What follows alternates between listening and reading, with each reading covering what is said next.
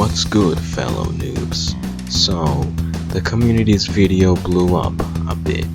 As of writing this script, the video has 5.5 thousand views and was released 4 days ago. I'm very thankful all my work paid off, as it was a video that took longer to make. I at first thought it wouldn't surpass the Perry Astron Stars video, but it quickly became clear that this video was in a whole different league. My subscriber count jumped from around 104 to 181 with just that video. So I wanted to thank you guys for that, and also for the dozens of comments it got. It was interesting to see you guys' thoughts on the video. I will admit it got a much better reception than I thought it would at the start, especially with the fighting crash out and just how angry I was in the recording and in the script. I mean, I practically skipped Dandy's world because of my object show hate. So yeah, some criticism like that one and the mic ones is pretty constructive. But then we also have some not as great criticism, like this comment, my first hate comment. You can tell it was written by an angry, forsaken 8-year-old who was very butthurt.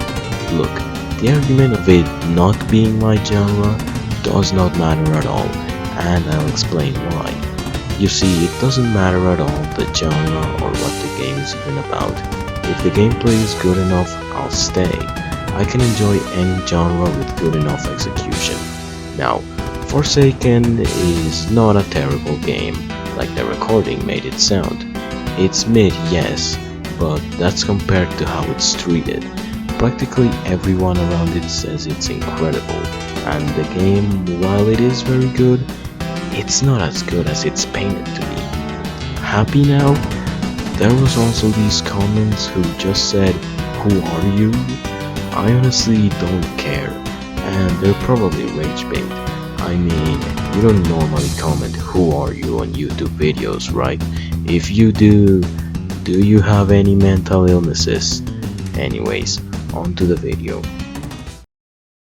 So, you guys wanted me to talk about the other games I put in the thumbnail, and that's also fair criticism. You most likely felt clickbaited by how they were in the thumbnail, but not on the video. This video is for you. We will talk about each game, gameplay opinion first, and then community. I will also touch on one last thing at the end that most likely contributed to the downfall of the communities of the last video. First game, Tower Heroes. Tower Heroes came out in 2020, and even with everything people might say about it, we have to admit it's still good. The gameplay is pretty fun and the character designs are interesting, but I do have a lot of criticism. Not as much as fighting though. First point, the modifiers. The rewards are absolutely abysmal, so much so that I considered making an entire video going through all modifiers one by one and suggesting new reward multipliers because the current ones suck, no better word. You can make your match half impossible, but sorry fam, reward times 1.1. You can add 9 bosses, but sorry, reward times 1.3. It's just so utterly horrendous and nonsensical. I mean, Molten Brawler has 1 million health, Sylvia has 400k. That means Molten Brawler is at least 2.5 times harder than Sylvia if he has the same speed and attacks.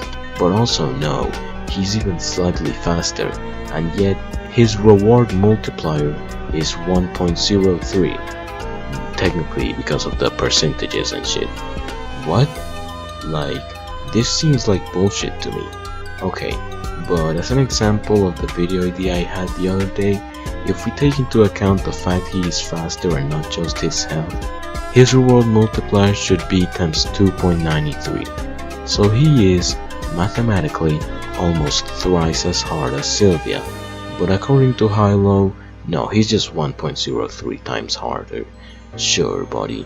And not to mention, how the fuck does boss stacking even work? It should just be the rewards on top of each other instead of like multiplying each other or whatever the fuck they do. Like mathematically, if you fight two bosses that, for an example, have rewards of 0.6 and 0.8, the reward should be 1.4x. You're fighting them together, not like fused or whatever. So it not being 1.4x is utterly nonsensical. Anyways, next point. Second point, the maps. I feel like after the Canyon Calamity revamp, everything just went to absolute shit. Every single map after that has just been the same enemy spammy, spaceless bullshit. Let's look at Sneaky Swamp for example. The path is decent, but there's no space to place heroes at all. You have one or two faraway islands for non-attackers, and then you can only place near the path on two small spots. It's just so moronic and bullshitty. The modern map design is moronic. Let's look at Tidal Takedown, one of my personal favorites. Already on wave 1 you're dealing with wave 5 shit. 15 HP enemies when normally wave 1 should have 3 HP enemies. The map just boils down to spamming all the annoying and bullshitty enemies you hate while having next to no space and practically the same map layout as the library. Like, it's so absolutely horrendous. And the latest one, Relentless Reflections, takes the cake. I miss when maps were soloable and you could place heroes on any good enough turn. One last thing about this point, the game just seems allergic to loops and things like that, so most maps have pretty uninteresting paths. Third point, the costs. Everything in this game is so damn expensive, while the game loves giving you miserable amounts of coins. And with what I explained on the first point, you basically have no way to get good coins consistently. Well, no good fun ways. If you like doing the exact same thing over and over, good for you. There's tons of simulators out there. The thing about the modifier multipliers is that it also removes a bit of the freedom you'd have if they weren't shit. You'd be able to mix and match anything to make fun challenges and still have a decent reward. Not have to scour the corners of the game for the shittiest modifiers to have the low chance of reaching what, like 1.7x reward. And the enemy followers are so damn expensive, which is the genesis of this point. I unlocked Demolitionist because he's badass, but he costs so fucking much, 3.5 thousand coins, while maps on hard give what, like on average 50 coins? You'd have to play the map 70 times to get Demolitionist. Let that shit sink the fuck in. Feels like a war crime to utter how insanely ridiculous this is. I feel like enemy follower costs should cap out at 1k. That's playing the map 20 times. Feels fair. Play a map 20 times to unlock its badass boss, and literally play as him. I know playing as a boss is really cool, but it absolutely does not excuse the prices. Also, one last thing about the modifiers, the enemy modifier system should be revamped. My idea is that now, instead of fusing the wave structures, they stack. So if you put two different ones, you have to fight their enemy amounts combined. But the rewards also stack. So for example, one with 50% and one with 40% will have you fighting both their enemies, but the reward is 90%. That'd be sick. Anyways, the gameplay part dragged a bit, so onto the community. For the most part, the Tower Heroes community is actually pretty normal. Apart from the average rager and clueless dumbass here and there, you'll mostly find decent people. The bad side is the ones who simp for the female characters in the game, like Ornate for example, which I don't really get. She's kind of just a goat, a magic goat. I don't really see the appeal. Unfortunately, I'm gonna have to group myself with these people. I mean, can you really blame me? Sylvia the Dragon Queen is just so... Second game, the Battle Bricks. The Battle Bricks is a game inspired by the Battle Cats, developed by Bucket Bazard, though we'll call him Bucket. It's a really good game in my opinion, and it's very fun. It doesn't update very often though. Now, this is going to be an extremely hot take. Be warned, I think I will expect about 12 hate comments for this, but I actually think the Battle Bricks is better than the Battle Cats. Hear me out. In the Battle Bricks, practically everyone brings something new to the table, something more fun to mix things around. In the Battle Cats though, it's really just, here's same enemy but with higher stats and different colors, the entire time. We can say this about every enemy in the game actually, since everyone just walks and attacks. No extra cool effects, everyone's the same thing. Meanwhile in the Battle Bricks, every enemy or unit can have their own cool attack pattern and unique mechanics. The Battle Bricks just doesn't seem to care enough to try and add. The Battle Bricks has sandbox mode and different bases and banks. The Battle Cats has no sandbox mode, no different banks, and the different bases are barely worth it. And even if the Battle Cats had sandbox mode, it wouldn't be as fun as the Battle Bricks, because you'd just be sitting down the entire time watching two idiots stare at each other and attack every few billion years. Because most bosses boil down to just that. But even without that, they have no extra phases or alternate attacks like in the Battle Bricks. In general, to me it seems better despite being what most would consider the cheap copy. I wanna hear your thoughts on this. Now, for the criticism, I do have some good ranting here. This is taken from a past scrapped script, so here we go.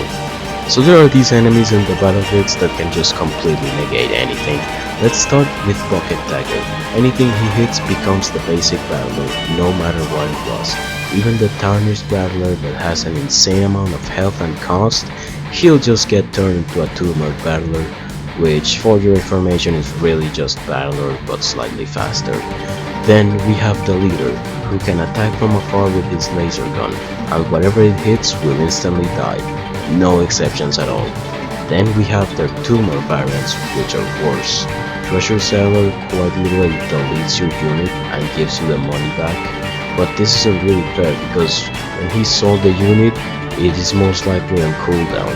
And lastly we have Expunger, which is like the leader but with a charge up and attacks in bursts of 3. As you can see, these enemies are complete fucking bullshit. They are made not to encourage better strategies, but to encourage shitty spamming quote-unquote strategies, where you just have so much shit a few deaths don't matter. Like Bucket wanted you to use quantity over quality in these chapters, which is just really fucking stupid in my opinion. Like, what's the point of bringing tanks then if there's just gonna be a bullshitter that gets rid of it anyways? And don't come at me saying, well, spamming tanks is also bad. That requires a lot of money, and the early game with a tank loadout is terrible. You have to risk saving up a ton at the beginning for the loadout to be of any worth. Besides, tanks were supposed to be alternatives to meat shield. Instead of having a ton of idiots that may as well just die to one area attack, you can have one guy that survives multiple area attacks. That's balanced because they cost a lot. But if some enemies can just completely nullify them, it's like everything was worthless. If you paid thousands of dollars for something, you'd expect it to last, no? These anti-tank tactics are basically just turning your tanks into scams, because they become essentially as worthy as a meat shield. I'm so glad Bucket left this shit behind in chapter 4. That's why it felt so much more fun. Instead of shitty enemies that negate anything, it was tough enemies that encouraged you to use your brain instead of just ruling out units that were good earlier because anti-tank tactics. Now, I'm a game designer if you haven't noticed yet, not to brag or anything, and I value games feeling good to play, so to me, it was bullshit. I wanna know if there's any more arguments you can use against this thesis, so I wanna see that in the comments, I'm curious. On to the community. It's not abysmal, but it's pretty damn bad. It's full of harassers and more sims, which doesn't surprise me at this point. So basically there was this incident where I don't remember if it was that Bucket took too long to make the update or he changed the unit, but the community harassed him so bad he was basically chased off. He had to take a break from it as he was being sent death threats and getting doxxed. This is really weird and terrible that they did that. Now about the simps, look dude, people are attracted to any female character at this point. Though Martyr is looking kinda... Third game, Tower Defense X. Tower Defense X is a tower defense game, like the title says, where towers have 2 upgrade paths and there is a lot of maps and game modes, so you can choose the best combinations and play it. TDX was made by John Roblox to compete with TDS. Look, I'll just say, John knew what he was doing. He absolutely did. I'll put all the EDJ pics on screen. I'm not really calling this gunner bait, but this definitely got a certain type of people into the game. Not sure which, but definitely some. The gameplay is pretty damn fire, I loved it on day 1. The problem is the same as Forsaken, no matter how good the gameplay is, doing the same thing over and over eventually gets boring. And with the high prices, you eventually just get demotivated and stop playing, which is what happened to me. As for the community, this is our first half freaky example in the list. People loved the female characters a bit too much, but I think it was to be expected, and I think I can confidently say Jonathan Robloxius III fully intended for this to happen. If not, was it really necessary to make Nico EDJ, or even make her dress like that? If they didn't intend this, wouldn't Slammer have been a boy? Think about this before making a counter argument. And you know what Anakin said, it's not just the men, but the women and the children too. Okay, not that extreme, but yeah, the summer skins are interesting. Also, I have a message for someone who holds a special place in my heart. Counterizer, you know who you are, you know what you are, count your days. I never said a good special place. Anyways, joking of course, no hate, but like still dude, are you for real dog? Can we stop gooning for a second? I think this part is kind of wrong. I don't think they're freaky, it's more so, you know, there's a lot more female characters in this game compared to the other ones, I think. Hey guys, this is editing me again. Please don't flame me in the comments. The TDX part is really exaggerated, and I think it could have been a little clearer. Absolutely zero hate to Counterizer. I think he's a really good artist and animator. He's not holding me at gunpoint. Basically, the point in this section in general is that a few things in the game are kind of just fan service and a little bit exaggerated, like Cyberneko EDJ, which I've brought up a lot by now. But yeah, you get the gist, right? All good. And yeah, this is 11 labs. Because remember, I can't always record, and I needed this audio fast, so yeah, I had to use this woo. Fourth game, Tower Defense Simulator. Tower Defense Simulator is, to my knowledge, one of the first tower defense games to come to Roblox. It was released in 2019, and as someone who has been playing since day 1, I can confidently say not only has it stayed good and relevant, the updates have also made it just as, if not more fun than before. I can confidently say it's one of the best tower defense games in Roblox. The gameplay is fun and the enemies and visuals are stunning. The balancing is shit though, that's just the harsh truth. The balancing fucking sucks. It's more linear than others in the sense that you can bring the same towers to every map or game mode and most likely still win. All the events are basically, didn't spend half your life grinding and avoiding the sun for hardcore towers? Sorry fam, not winning. It's an S2L situation. There's no pay to lose skins or whatever, no, it's called shower to lose. And on the community side, I don't have any complaints, it's pretty alright. The only freaky moment in the community was when the Umbra first showed up. Not many of all the other female characters have been paid as much attention on release, I think. There is Professor V though. Just saying. I feel like this generation's Rouge is either gonna be Umbra or Sylvia. Or both. And now, time for the bonus thing I was gonna talk about.